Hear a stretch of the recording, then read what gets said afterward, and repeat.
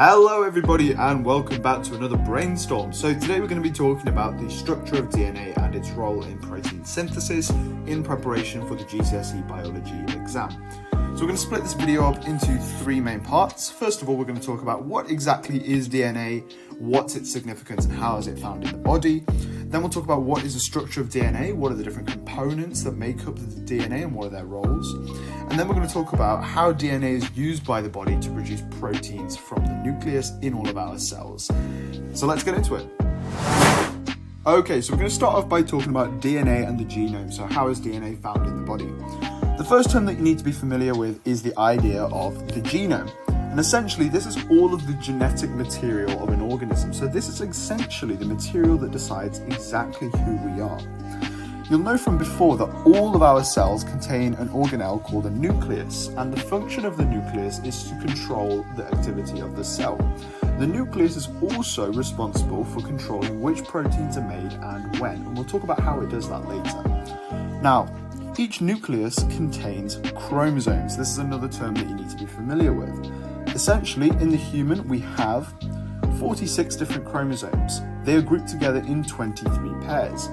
Now, half of our genetic material is inherited from our father, so we get 23 chromosomes from the father, and then 23 from the mother as well. These are two numbers that you need to remember for your exam. Now, what exactly is a chromosome? Well, all of the genetic material in a human is made out of a substance called deoxyribonucleic acid. Now, in shorthand, this is the DNA that we're talking about. And essentially, a chromosome is just a long strand or a long chain of DNA. Beyond that, what you need to understand is the concept of a gene.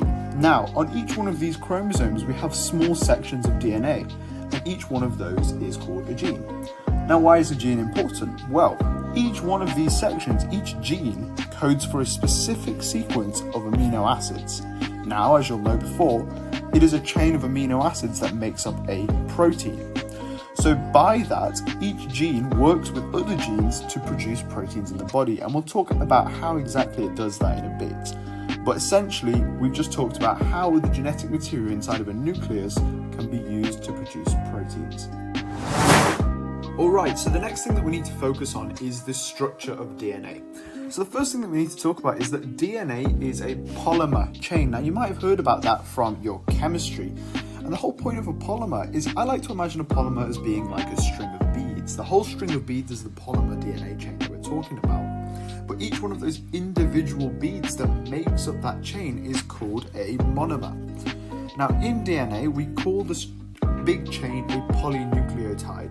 And each one of the little units that makes up the DNA is called a nucleotide. And that's our monomer. So that's a key fact that you need to learn, that many nucleotide monomers make up a big polymer DNA strand. The next thing that we need to know is that each one of these nucleotide monomers, what exactly is it? What's it made up of? Well, there's three components to a nucleotide. We have a phosphate group, we have a sugar, and we have a base.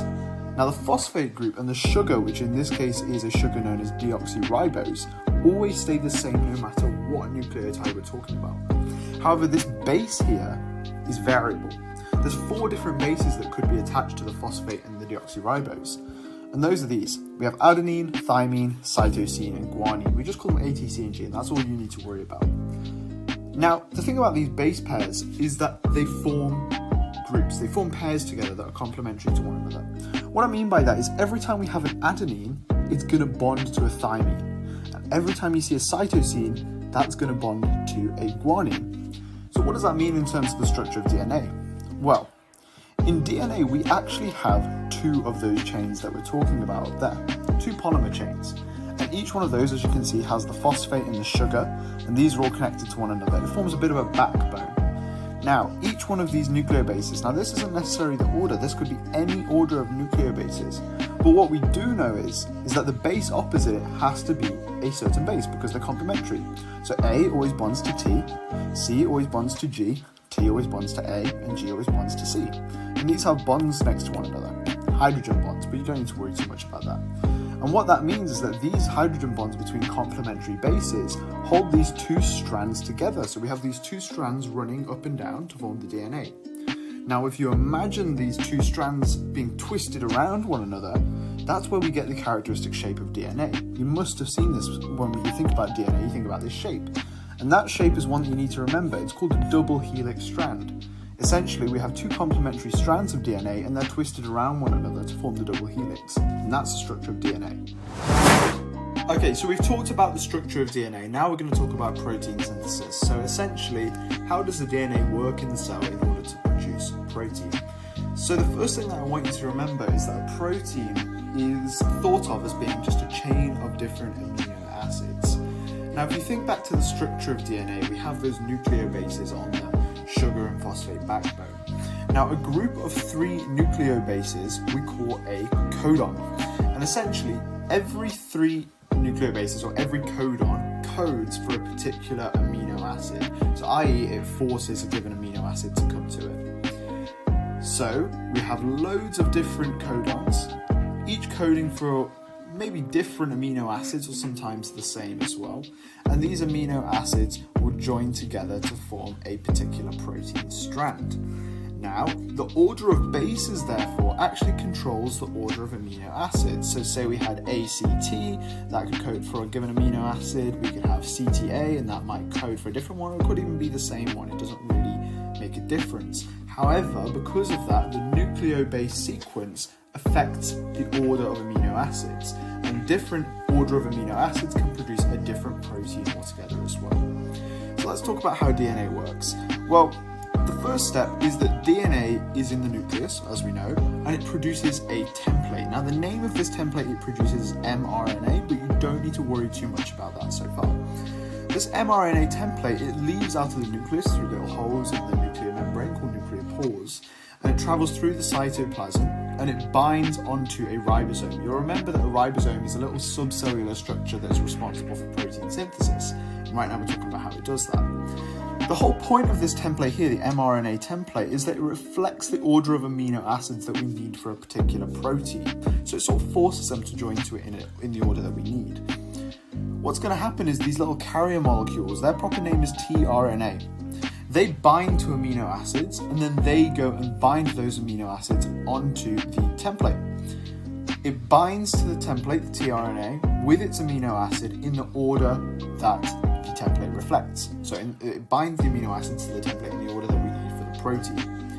It carries on doing that. More carrier molecules will bring more amino acids until this template is full up of amino acids in the order that we need them to be. Now, once the template is complete, what's going to happen is these carrier molecules will detach from the template, and this chain of amino acids that we've now produced will detach from the carrier molecules. Now, these carrier molecules will go back into the cytoplasm and bring more amino acids to make more proteins. Fine, they're gone. But what we've produced here is a chain of amino acids, and you remember I told you that it's a chain of amino acids that we call a protein. So we now have a protein strand. The last step is this protein strand is going to fold. That's what proteins do. They fold so that they can have a specific function. An example of this is an enzyme. You know that an enzyme folds to have an active site for the substrate to bind to it and for reactions to take place. So now we've made that protein strand. It's going to fold to carry out its specific job. So that's a bit of a complicated process, but if you remember these logical steps right here, you can pause the video now and take a look at them. You should be completely fine in the exam.